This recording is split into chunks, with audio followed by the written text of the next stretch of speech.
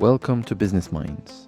This interview is different. I like the question because it's a profound question. This time, it is not so much focused on the career of our guest, but more so on the unique story of a brave and determined woman dedicated to her family who built a very special life for herself. My vision was not to conquer the world. Actually, I became an entrepreneur because of need. So you do what needs to be done.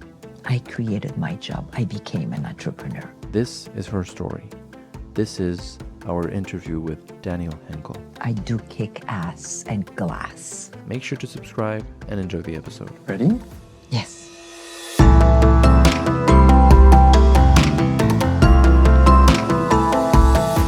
Welcome to Business Minds. Today we're delighted to receive Danièle Henkel, founder of Henkel Companies and Henkel Media. Danièle, thank you so much for being with us today. It's a pleasure, really. Thank you. Thank you so much. So your role is a bit particular. You have founded a huge company with different branches. Can you please introduce to us a little bit of what you do in a few words so our audience can understand a bit better who you are? In few words? Let's try. Okay.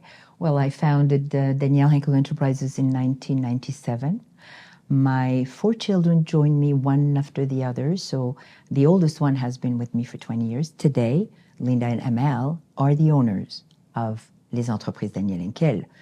So that is for one part. So we worked together for over 25 years in the same company, and we're still a family, bonded. So that's one.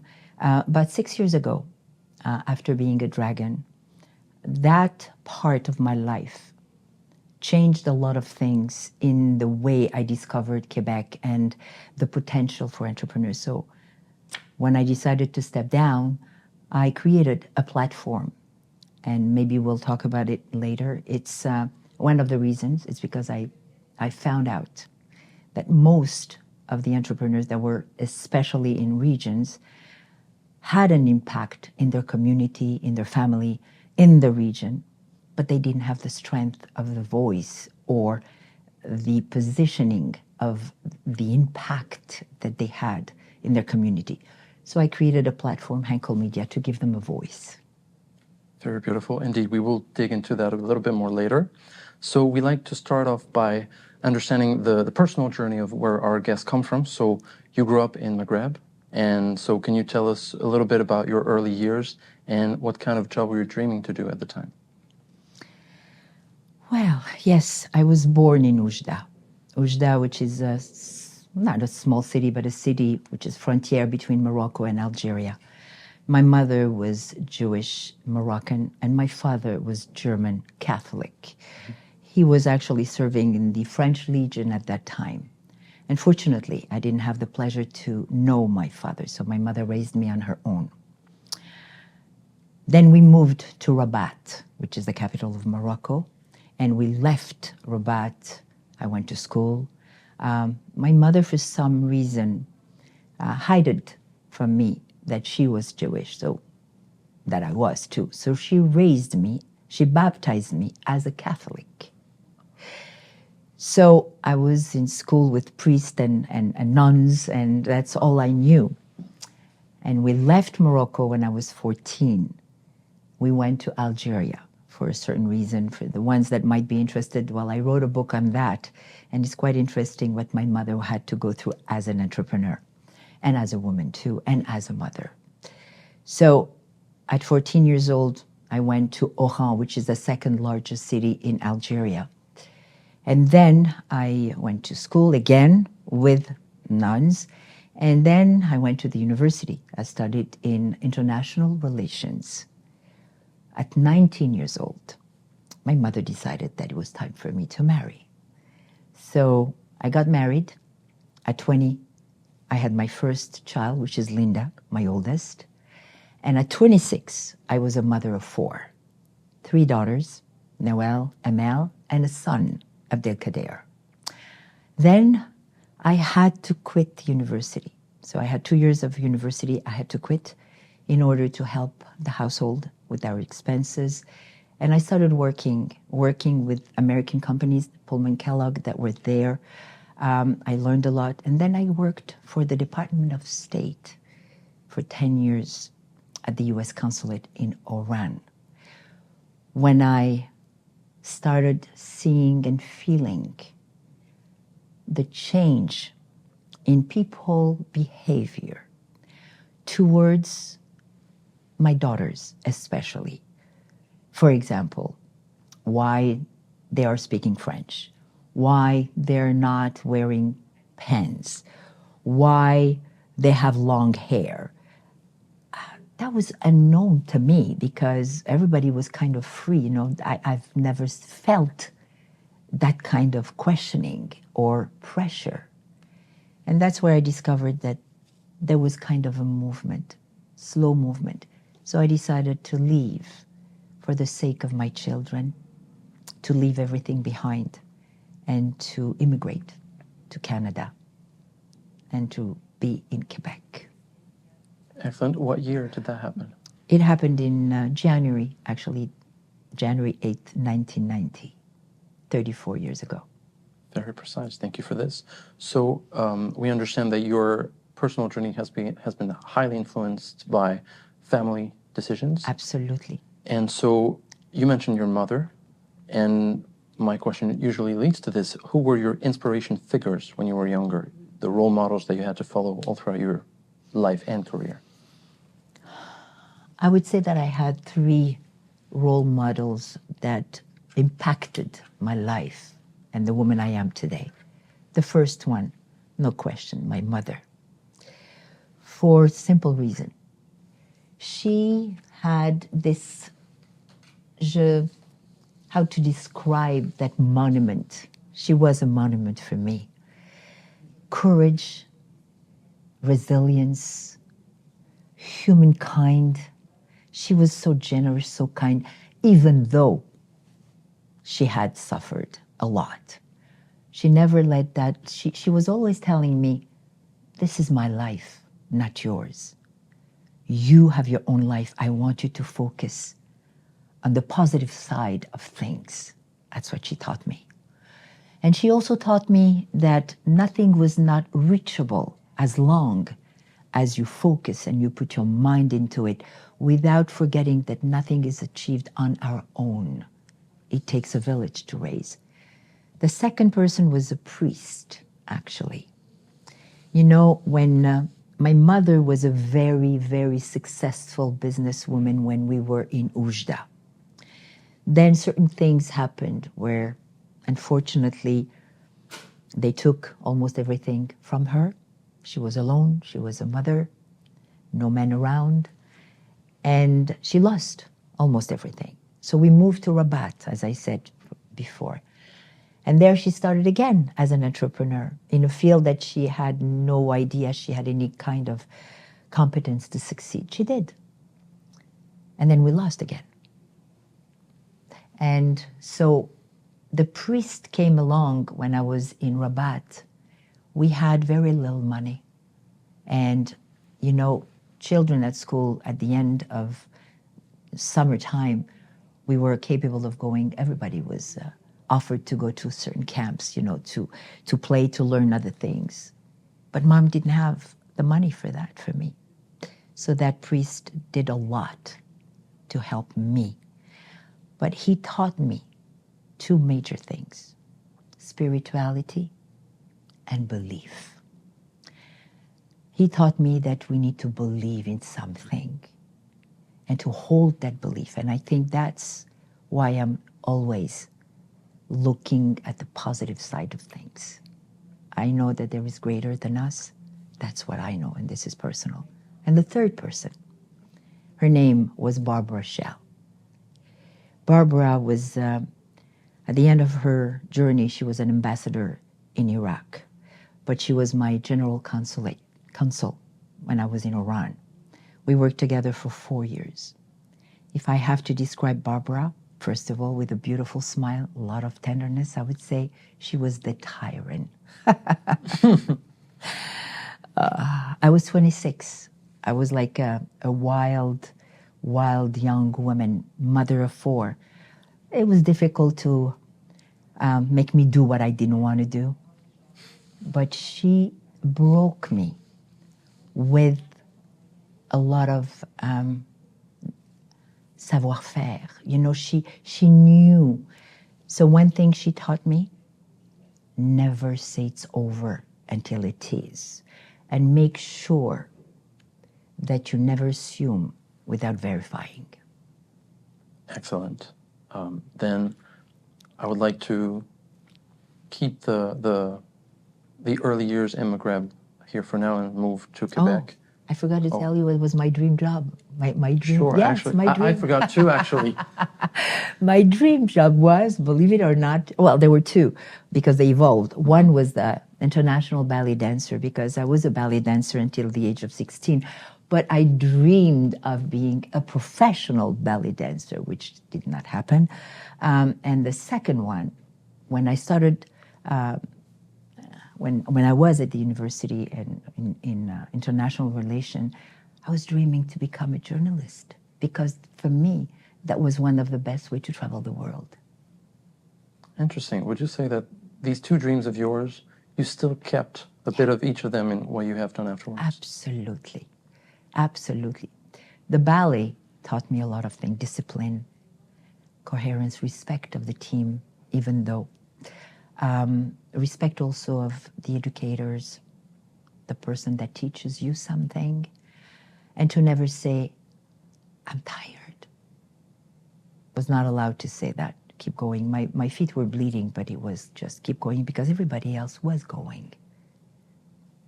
So, yeah. A good life lesson. Sounds a bit harsh for children, but it's a good life lesson. Yeah. It is the truth. Excellent. And so, starting after you're moving to Quebec, first of all, why did you choose, if you did choose Quebec, since if you had to leave, maybe you could have other options. Why Quebec? I did have options. Actually, my ambassador was a little bit upset with me because he had vision for me. He wanted me to continue in that path, which, for example, to become a general consul somewhere in the world or an ambassador one day because I had the skills and I had developed a lot of good things when I was working with the U.S. Department. But for one particular reason, French language. Okay. My children didn't speak English. My ex-husband, the father of my children, did not. So I was thinking, and I believed, wrongly or the right way, whatever, what we say in English is the gap between the cultural shock between Algeria and the US, from my knowledge at that time, was so grandiose that there was that fear here where I would say, am I going to lose my family? Because the education is different. The approach in life is different. You know, we say in our country, in Africa, the society helps you to raise your children. But in North America or in Europe, it's actually the reverse. If you are not strong parents with strong values, it's difficult to raise a child because the society is not at the same pace. Everything you see is different. So you could lose, even though you want the best for your children. So I decided to come to Quebec because it was North America. It was as far as possible from where I was.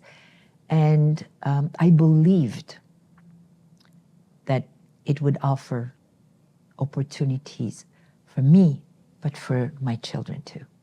Okay, that's very interesting because a lot of immigrants struggle with the fact of entering a new country and a new culture / work culture. How did you find your first job and what was it about? How did I find my first job? Well, first,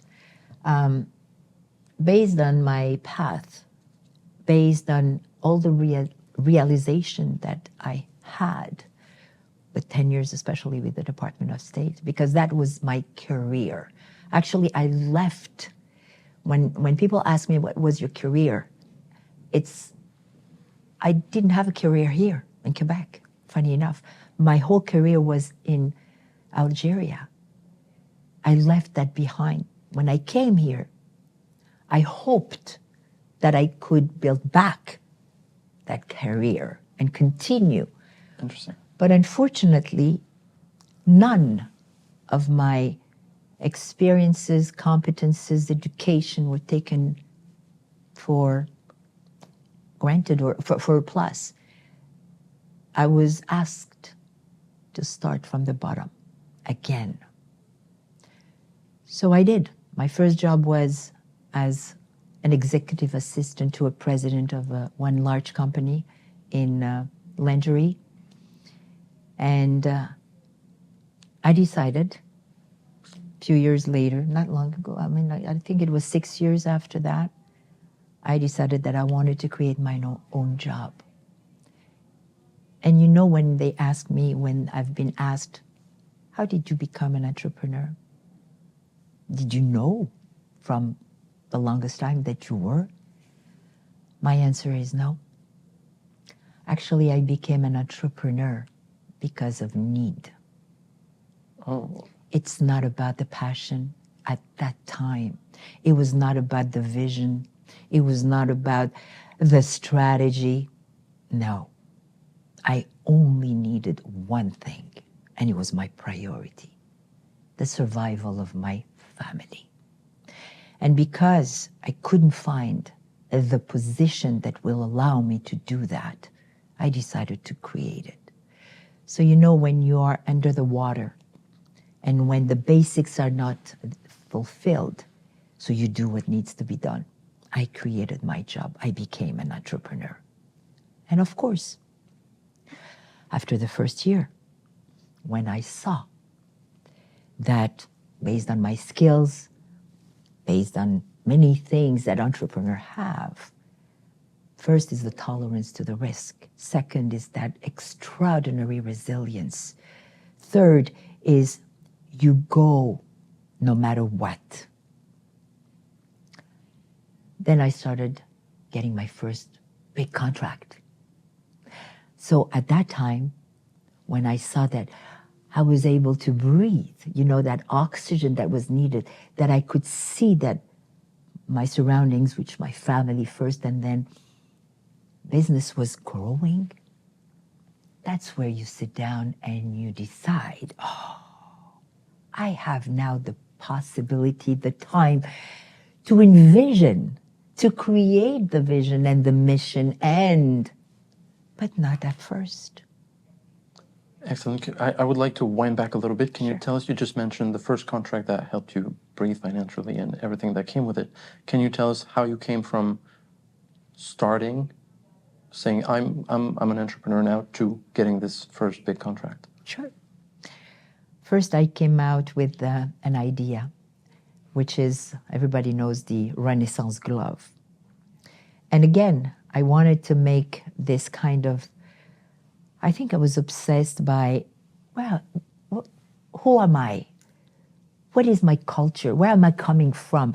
I was afraid for me and for my children, which I asked them over and over, to never forget who they are, their language, where they're coming from, just to remember that no matter if we had to live that country or our origins,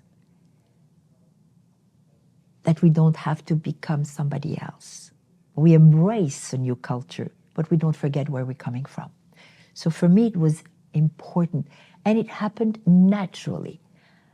I think I had that desire of sharing with Quebec, with Canada, one thing that I cherished, which was because I love well-being, wellness, lifestyle, which is natural, respect of the body, respect of the mind, respect of what we put in because I was an athlete.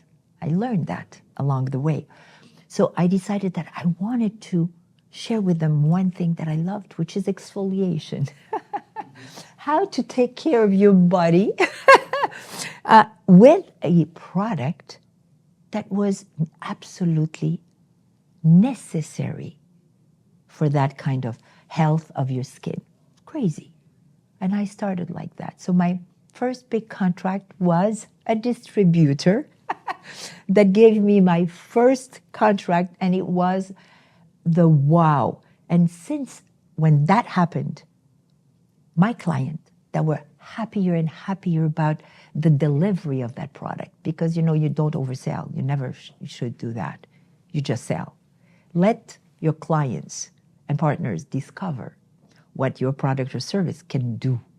They will tell you because they're going to discover, so you don't oversell. So I never oversold the glove. But then they started asking for more products, more idea, more. And that's how I went into skincare, but always skincare that were revolutionary in the way they were created from Canada instead of going and getting something from abroad. I believe that we had in this country the creativity and innovation that we did not give credit at that time, and even today. I think we are not keen and kind enough towards our own entrepreneurs. It seems like, and it's still happening, it seems like we have to expatriate our services and our product to be recognized, which is wrong. So, and then I came into medical equipment, and that's where the company grew tremendously. Beautiful. So following this, after this start, can we say what were your 3 main steps, main key turning points between that moment, these first few months, years, to what Henkel companies have become today? The 3 key points. If there's a 4th one, we'll allow it.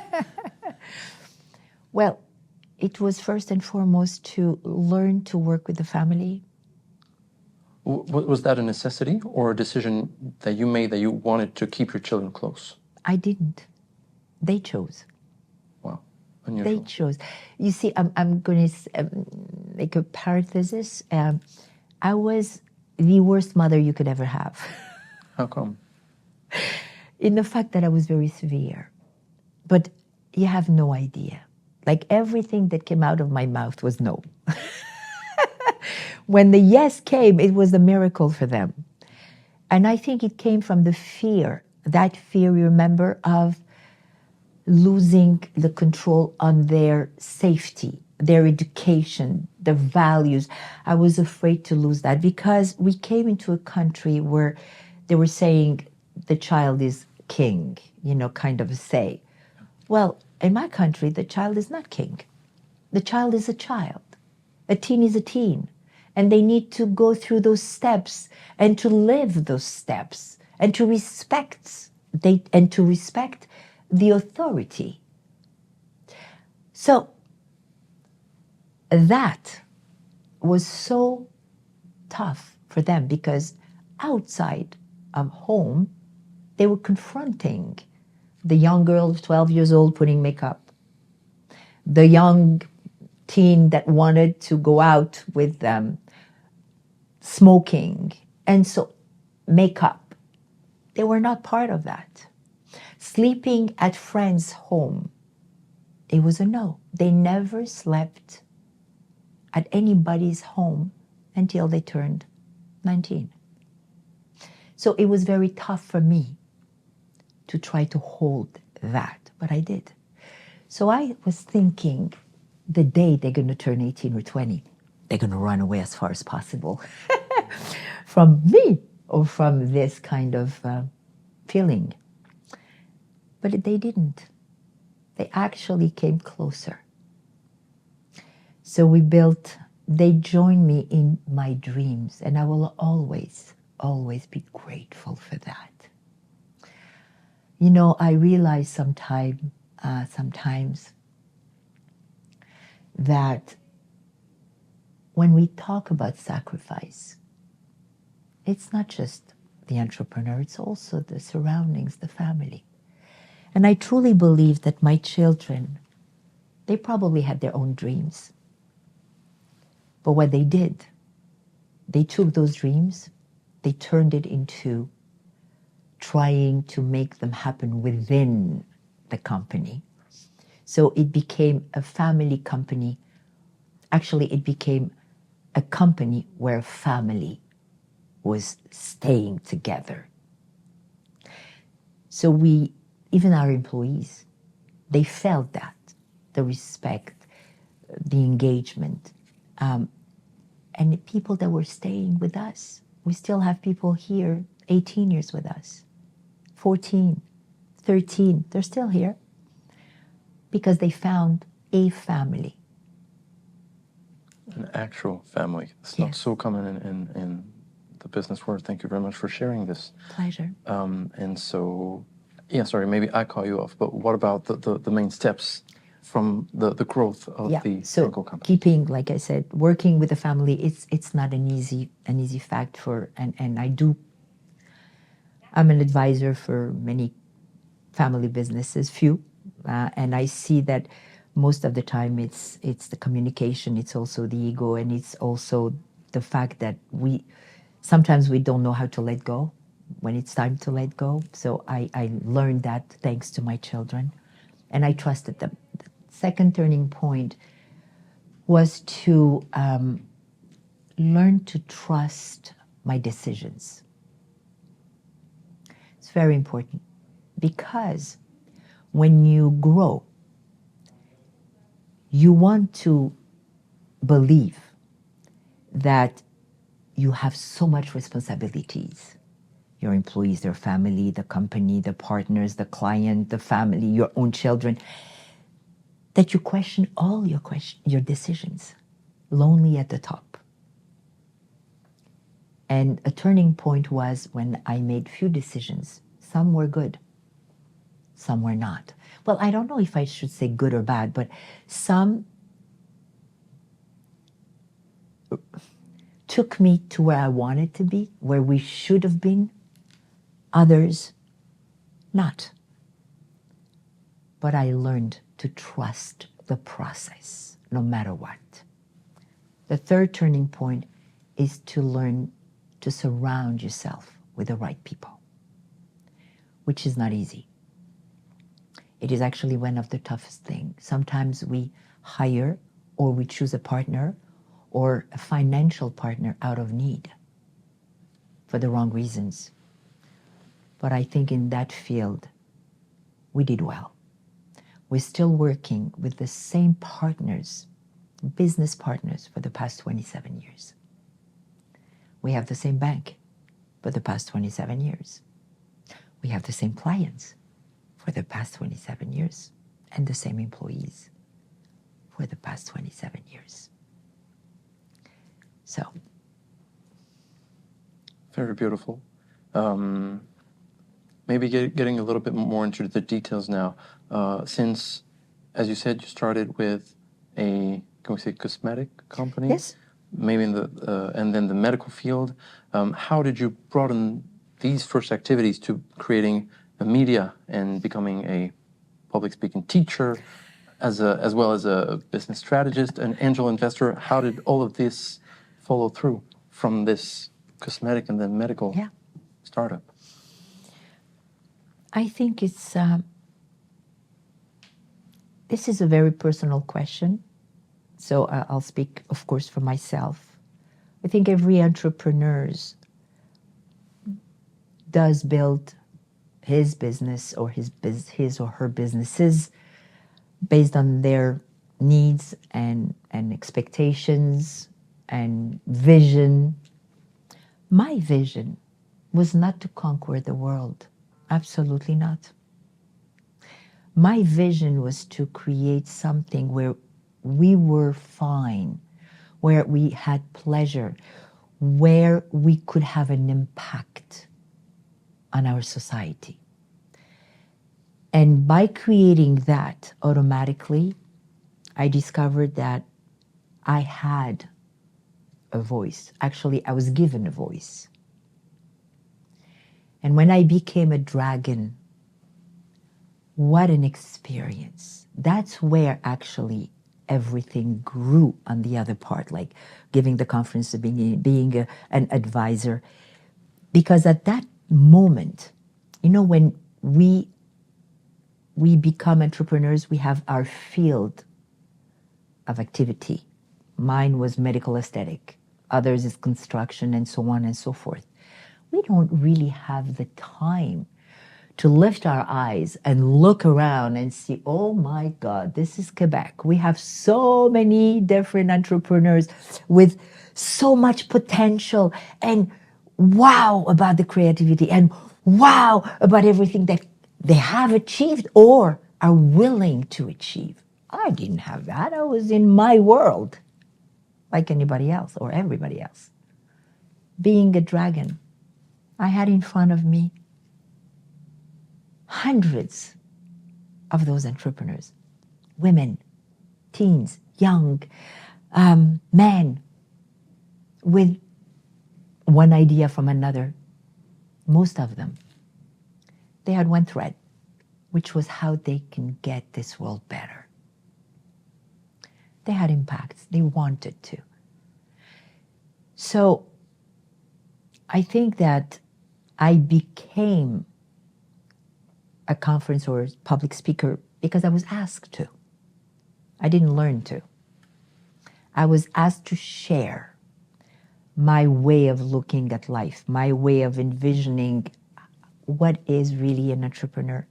Because I think we all suffered and we're still suffering, and I'm choosing my words, from misconception, from biases, too much still today in 2024, where when we talk about entrepreneur, we think it's easy, or we think it's because we naturally become entrepreneurs, rich, millionaires tomorrow, and that we have no boss, that we are free from that.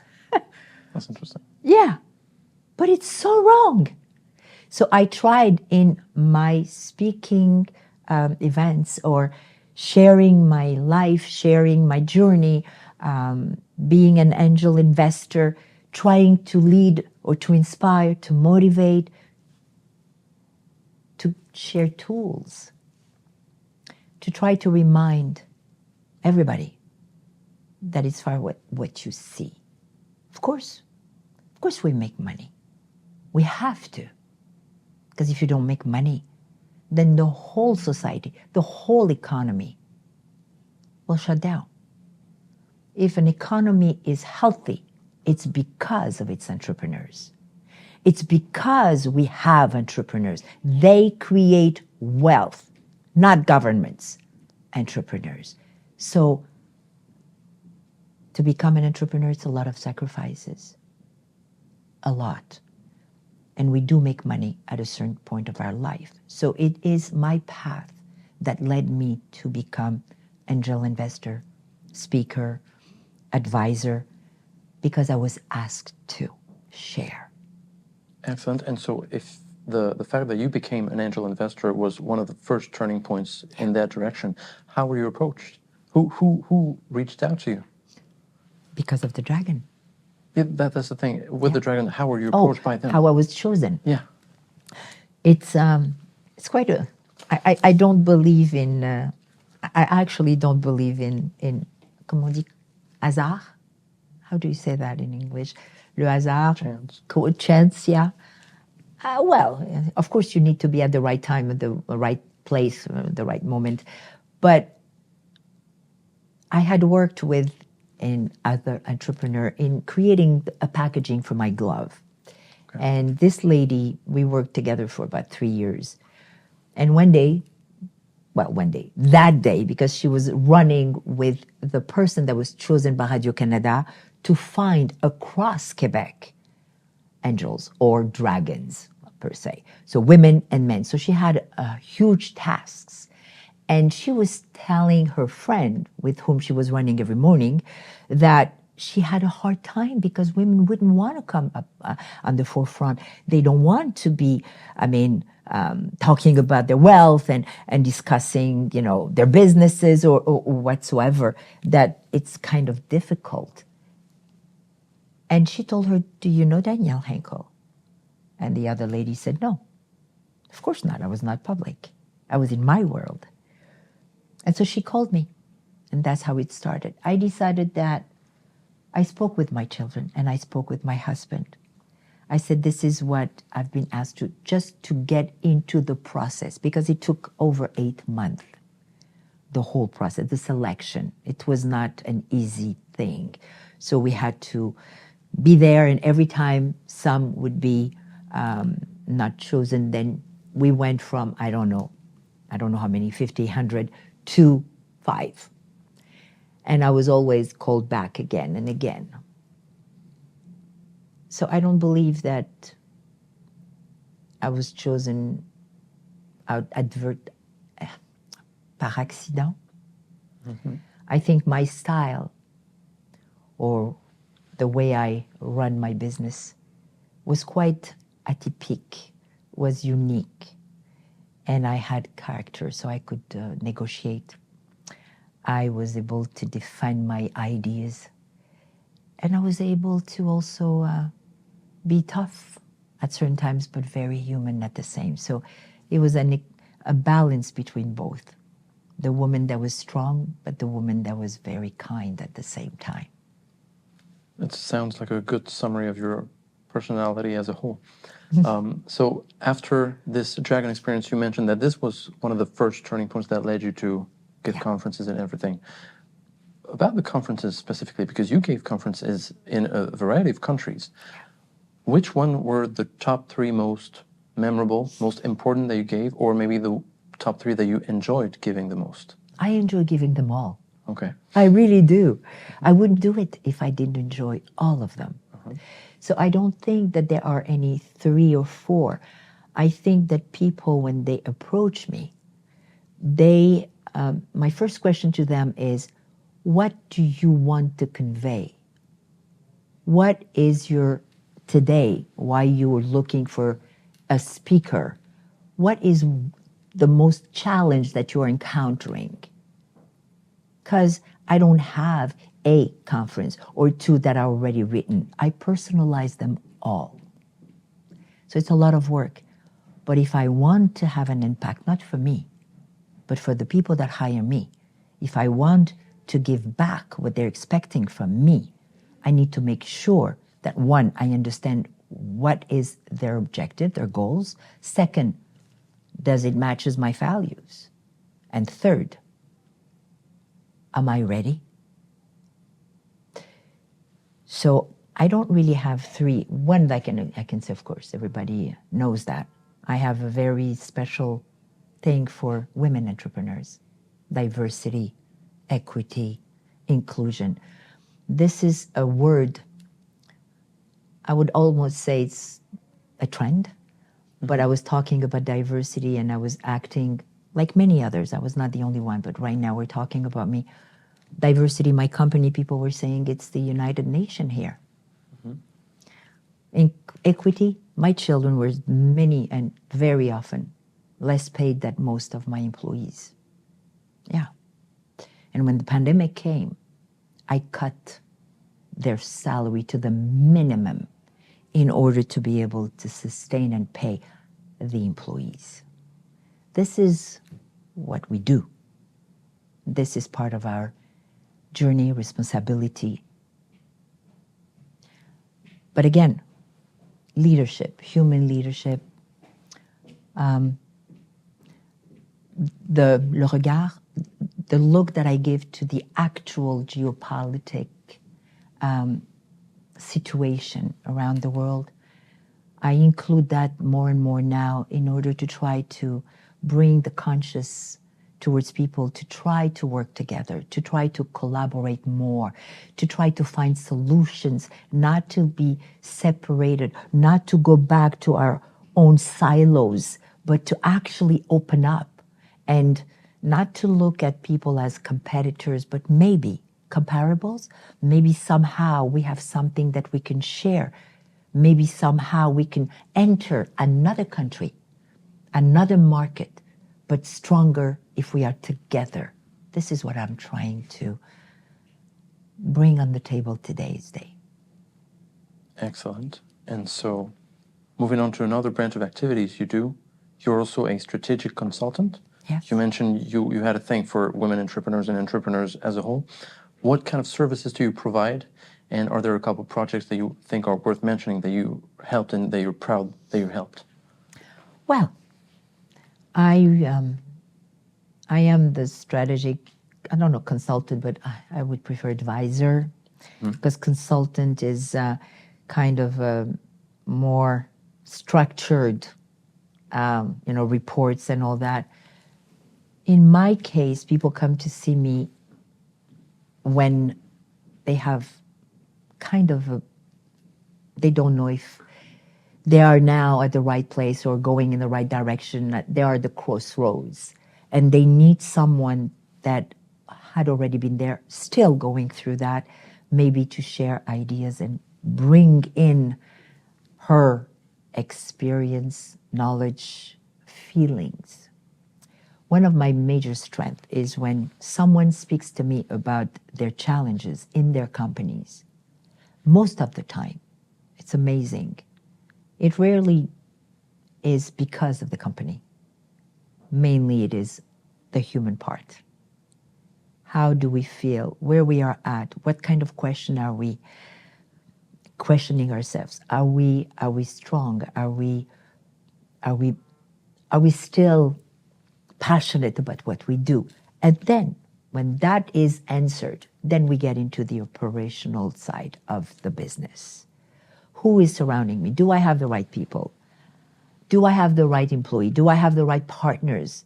Have I negotiated the right or the proper contract? Did I look bad? Or is it fear that is stopping me from changing certain things within my own company because it's comfortable, or it's going to be fixed on its own?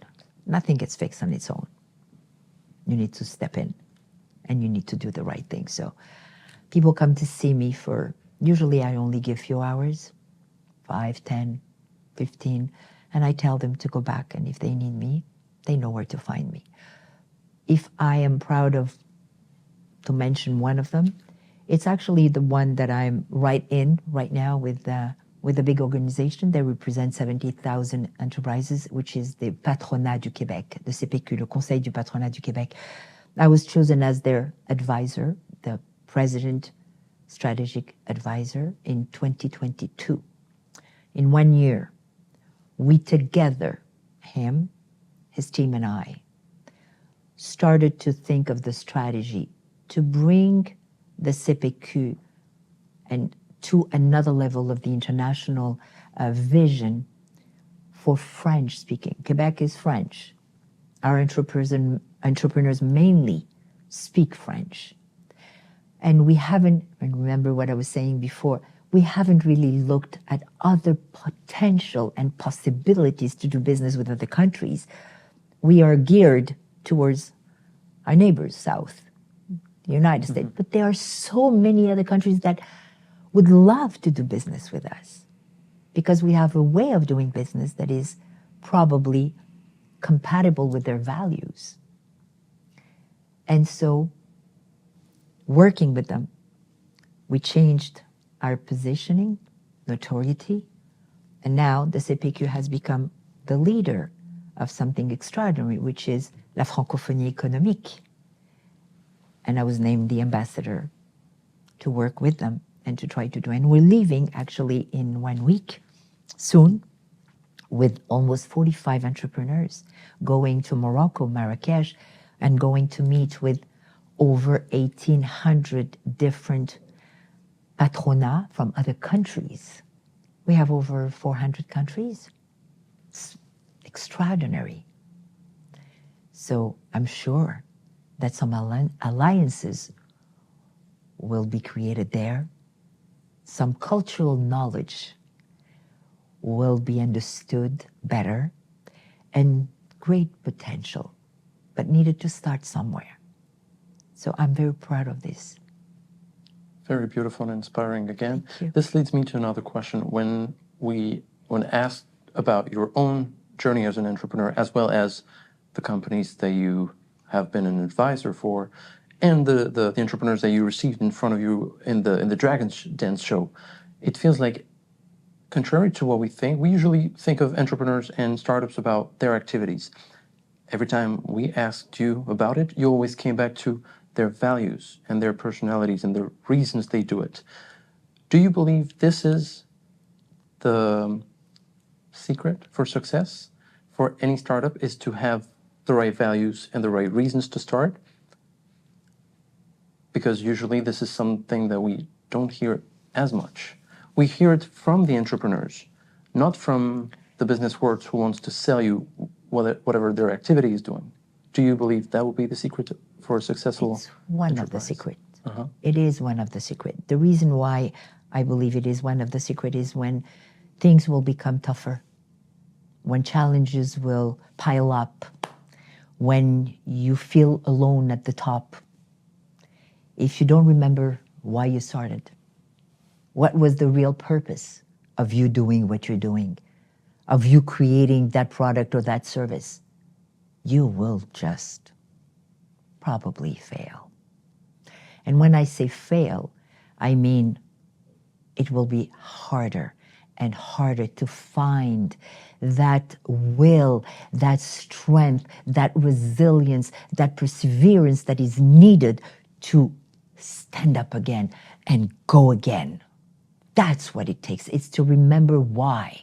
Why did I do that? Is it because you wanted to be your own boss? Or because you thought that you were going to be a multimillionaire like this? Those are the wrong reasons. Because it will catch up sooner or later. I have met in my life, I have a privilege of being or having 68 years old. It's a privilege because my life is a continuous learning curve. And I have met very, very successful entrepreneurs, billionaires, and I have met startups. And the ones that became great, great successes are the ones that always remember where they came from. They kept humble because you could be at the top of your game, but life is a circle. What goes up comes down and goes up again. So if you forget that, then you forget the essence of life. Life is a movement. So being an entrepreneur is just a profession, a vocation. It's something that you do because that's what you love. That's what you're geared towards. That's who you are. I don't see myself doing anything else but that.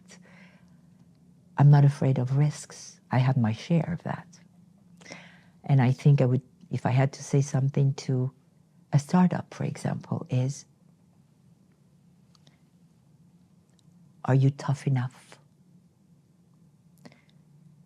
to embrace risks, fear, doubts, sacrifices, to the point sometimes of losing your own family, friends, to achieve your dream?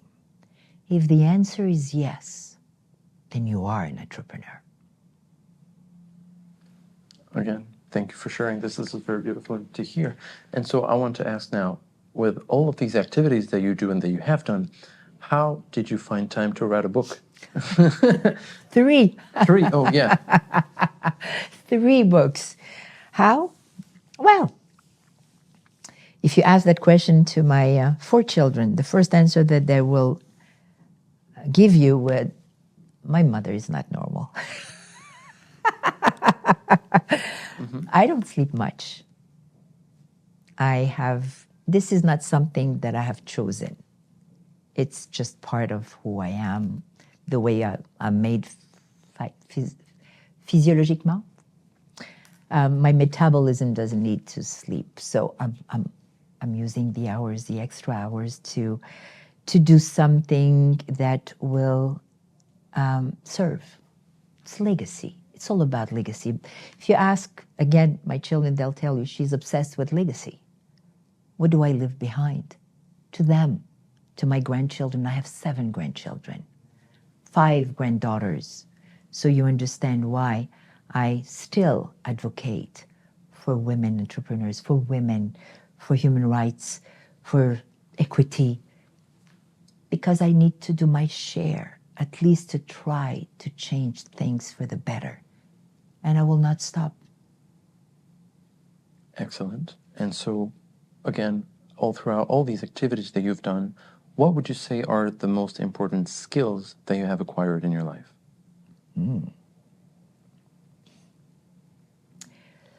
The skills, negotiation, Any tips on this? I was very shy. People don't believe me when I tell them that, but I was a very shy child, very. And I started understanding how the world works when I was 14. Something happened at 14, and that's where the skills or the need to survive makes you plunge into the deepest, profound of everything you've got to try to go through studies, universities, career, jobs, because nothing is easy for no one. But how do you go through that? How do you make your place and your space? How do you get through when walls builds up in front of you over and over? How? By listening, by being inspired by the best, by not being afraid of having people around you better than you. You need to surround yourself with people that know better, not because they have a great bank account, but how did they get where they are at? Being rich or not, we are all rich, all of us. Some will describe rich by money. I don't. Rich is you can be rich of everything you are, everything you have accomplished for yourself, but for the ones around you. You contributed to what? What are the effort that you made? So the skills is to recognize that. Resilience again, courage, vision, skills to listen, and to try to let go of the ego most of the time. It is a skill, trust me. You learn to try to do that because ego is necessary in certain situations, but not all the time. It's actually the worst advisor ever. Do you have any recollection of precise moments when you had to fight against your own ego to get out of a certain situation? Of course, yes. When you try to do something to someone just because you need, for example, to sell something to someone, knowing that it might be wrong, or your ego is telling you, but you need that, you want that, forget about your value, forget about this, just go for it, you're going to make a lot of money. You fight because it's wrong. Or when you try to please someone for the wrong reasons. Let's say you need an investor and you go for the money and your ego is telling you, yes, absolutely, you need that money because look at everything you're going to do and achieve. So you dream. And then you forget to really question or ask the right question. Is it the money that I need the most? Or is it the skills or the compatibility or the complementarity of his or her skills with mine that will make my company grow for the longest time? I was always preoccupied by longevity, not achieving at now and what's going to happen tomorrow. That's why I'm blessed and grateful to know that the company is continuing its activities because of my daughters, for example. Excellent. This makes me want to bounce back on the entirety of your career once again. You explained to us earlier that you became an entrepreneur not because of your dream, but out of necessity. Yes. Yet, when we hear about everything you've done, you've touched the sectors of health, beauty, psychology, media, oratory, art, business, and investment. It would seem like you've built a dream career for most that most people don't even dare to dream of this. Do you understand that it may look like this? And do you feel, looking back, as if it could have been some sort of a dream career, more than just a necessity that made it start? It is not a dream career. And it's actually, for me, wrong to think that. I think you build on an ongoing basis. And especially when you do again the things because of the vision or because of what you want to achieve in your life, you need to be coherent with the purpose and the why of building this company or opening the media or being an advisor. It's all coherent to me. It's the core of what I do is advocacy. The core of what I do is to try to share and receive, because it's not I'm not the one just giving, I'm receiving too, I'm learning too. So sometimes people compared me to a bee. It's true. Because every time I would go to a different country or city, I would always speak when it's appropriate about what another company did or what another chamber of commerce did that was actually extraordinary and how they did it. So I carry on the different possibilities when everybody sometimes think that this is impossible. We won't be able to do that. I come up and I give them the reality of somebody else that thought that they were in the same position. But no, they got together, they innovated, they started to do. They went into the action actually of doing together, and it worked. So this is what I think my career is. It's not a dream career. Do I have challenges? Man, plenty. Was I almost at the edge of losing everything? Of course, many times. But because of the way I carried myself and my business, because of the people that helped me along the way to achieve what I have achieved and what I am achieving, I have people helping me to look good, to look great, to be able to do so many things. I don't do them on my own. I have people behind. They're wonderful, but I chose them and they chose me. They chose me because they embrace the greater vision of what I do. They see the transformation of entrepreneurs, of couples, of human beings, of politicians, because of the way I bring certain ideas. Because I say the truth. Because I talk about the reality, about the common sense. And I don't try to impose, never do that. You have to respect culture, differentiation, generation, gender, sex. I was in a place where I was judging, but I have plenty of biases. I still do. I still do. We all do. Every minute of a day. Because we geared toward that. We have been polluted. But I have decided to question them. So every time I have an idea or judgment towards someone, something, I stop and I say, where that came from? What bothered me and why?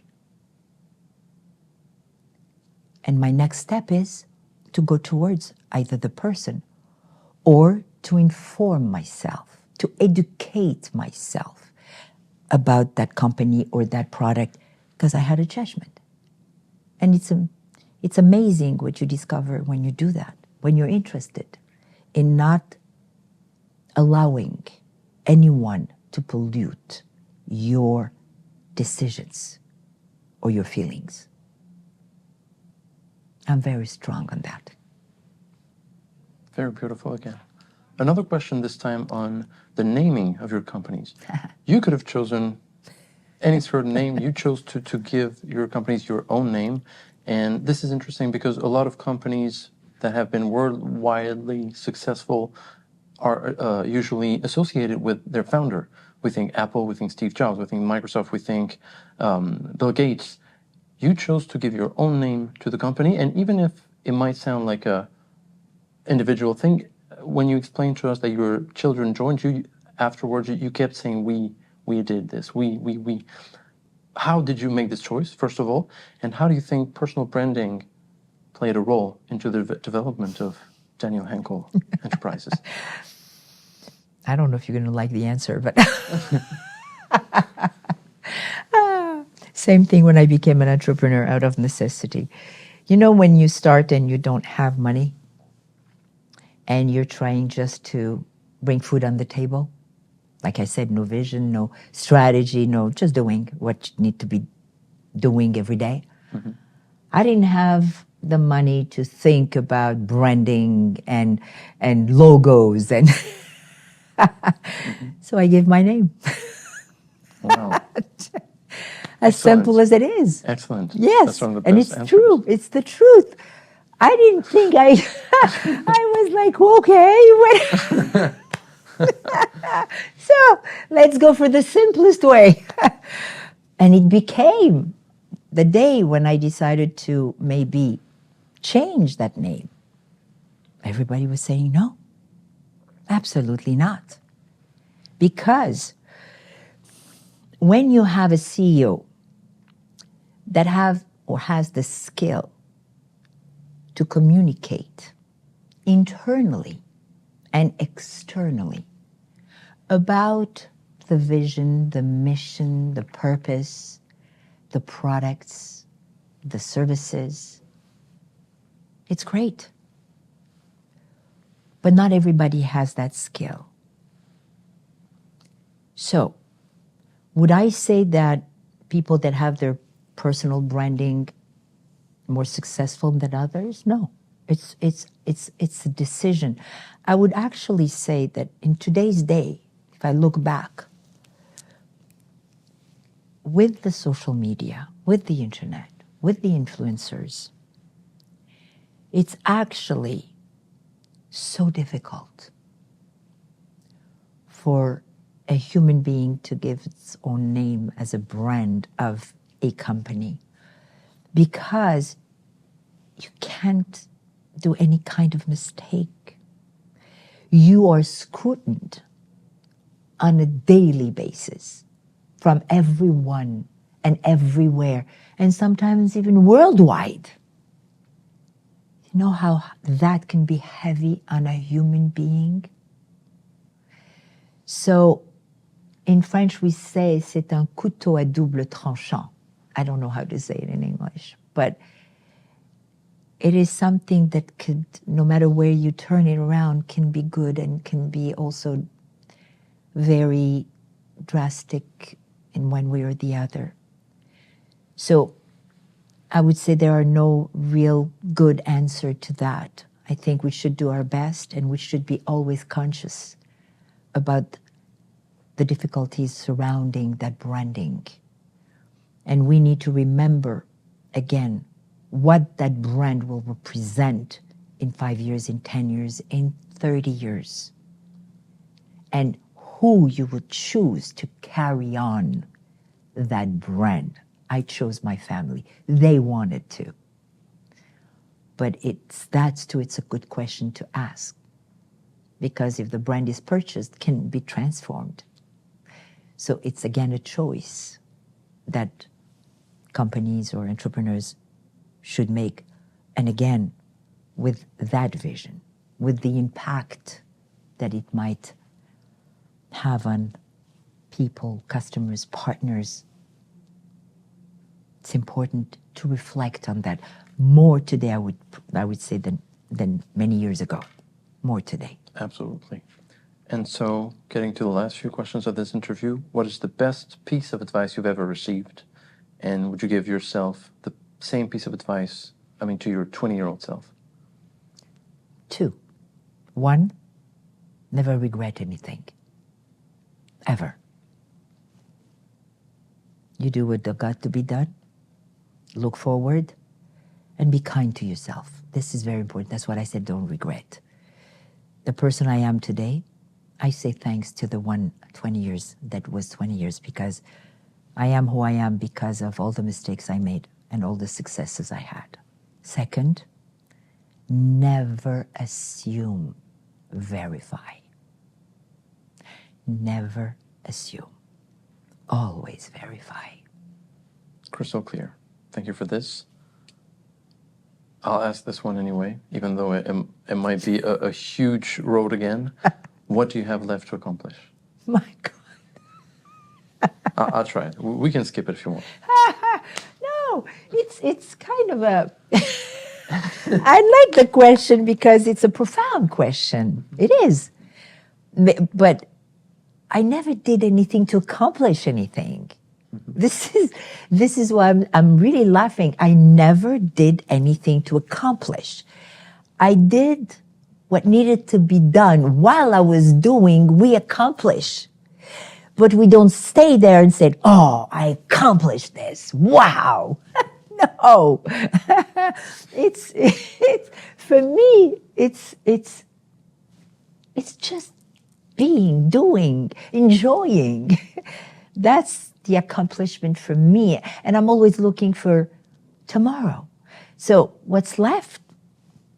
It's just keep doing what I love doing, what I'm enjoying doing, hoping that I'll continue to touch the mind and the heart of many, to try to do the right things, especially in our days. Excellent. Another profound question. That's a bit more personal this time. How would you like to be remembered by your collaborators on the day you retire? Did I hear retire? I don't know, because I'm not retiring. It kind of makes sense. Well, if I go back to the question, honestly, I don't think I will ever say I'm retiring. I think I will just continue as much as life gives me the strength to, and still having my mind, my brain, my strength and my passion. But my collaborator, I think they will say one thing, is that I do kick ass and glass. They will remember me for that. Very beautiful. Thank you for this. You're welcome. If you could have a private meeting with someone, anyone dead or alive, who would it be? My father, because I never knew him. Yeah. I have so many questions for him. That makes sense. Last question of this interview. What can we wish you for the future? Health. Health. Perfect. That's all we wish you then. Thank you. Danièle, thank you so much for being with us today. This was Danièle Henkel on Business Minds. This is Danièle Henkel on Business Minds. Thank you. Merci beaucoup. My pleasure. Very important. It's true. We need to eat, right, to survive? Yeah. Mm-hmm. Well, it's my famous olive chicken. Everybody knows about that, yes. It's actually a dish that is phenomenal.